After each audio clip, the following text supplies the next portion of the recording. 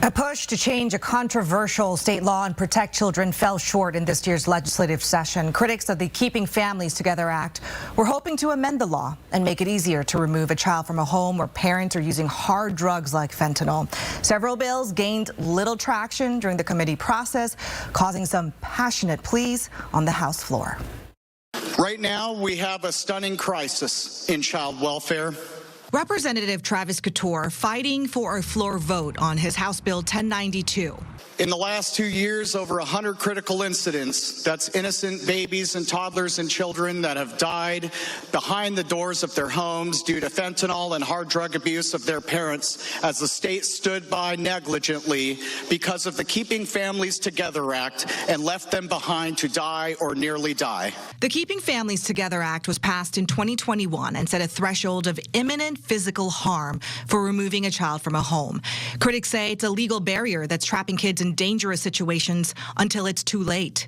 From imminent physical harm, which is a matter of time, imminent is a measure of time, and nobody, Mr. Speaker, has a crystal ball. Couture's bill would establish a clear framework for removing a child from a home where hard drugs are present and set requirements for reunification. Supporters rallied for the legislation at the state capitol back in January, but it never received a hearing. On the House floor, Couture gave horrific and heartbreaking examples of how drug addiction is killing children. And when that parent is overdosing on the couch or puking on themselves or urinating on their pants as they left fentanyl residue all over the floor for their babies and toddlers to get into and die. Couture also pointing to the high-profile case of Oakley Carlson.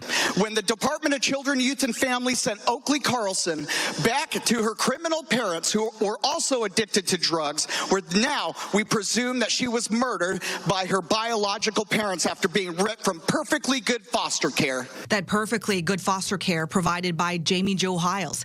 She raised Oakley for more than 2 years before the state placed her back in the custody of her biological parents, Jordan Bowers and Andrew Carlson, who are considered suspects in their daughter's 2021 disappearance.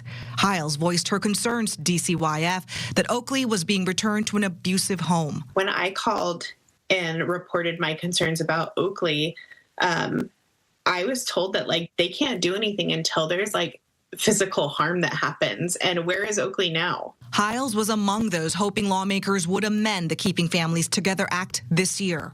Couture mentioned it's not like a political party thing. You know, it's like Republicans and Democrats want kids to be safe. And that is so true. And if you say you care about kids, then what are you doing? Because you can say that all day long, but it's your actions, it's your voting yes to keep kids safe that is going to make a difference. Representative Couture also pushed for floor votes on two similar bills, House Bill 2511 from Republican Tom Dent and House Bill 2692 from Democrat Alicia Rule.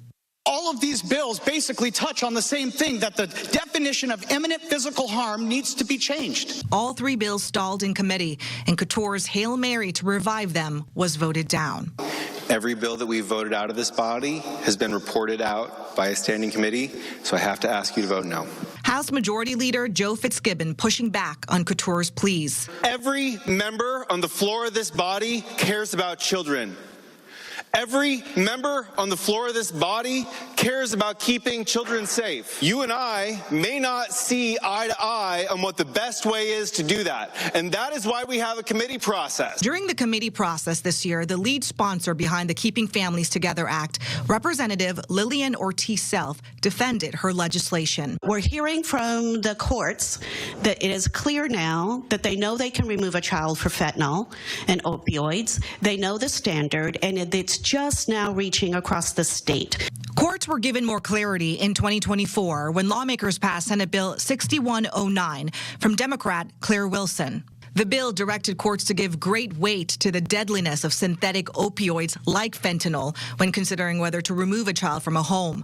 But Couture argues Senate Bill 6109 isn't enough and points to the rising number of children dying or nearly dying in the child welfare system. Those are called critical incidents, and according to the latest data from DCYF, they hit a record high in 2025 with 22 deaths and 35 near deaths. That's a total of 57 critical incidents incidents through September, compared to 49 in 2024.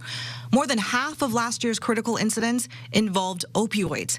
When it comes to how to bring these numbers down, there's an honest difference of opinion among legislators about what is the best way to keep kids safe. Democratic leaders say bipartisan discussions are ongoing, but for the former foster mother of Oakley Carlson, this year's legislative session is a bitter letdown. Come talk to a grieving mother, look me in the eye, tell me that you care about kids, and then tell me why you voted no. A central goal of the Keeping Families Together Act is reducing the number of children in foster care, and it has done that. In 2021, the year it passed, over 4,000 kids entered out-of-home placement. The law took effect in 2023, and by 2024, the number dropped to around 2,800. It started rising again after lawmakers gave courts more clarity on the threat of opioids, and last year, 3,200 kids were placed in out-of-home care.